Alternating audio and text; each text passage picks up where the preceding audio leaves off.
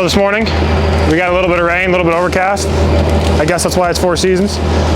We got a few footings to pour. We have these front ones for a future project. Got a few windows we're gonna pour back in.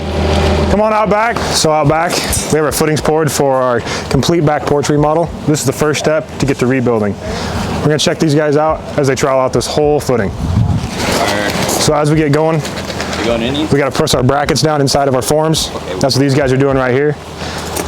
This will look pretty cool as soon as they start getting these in there.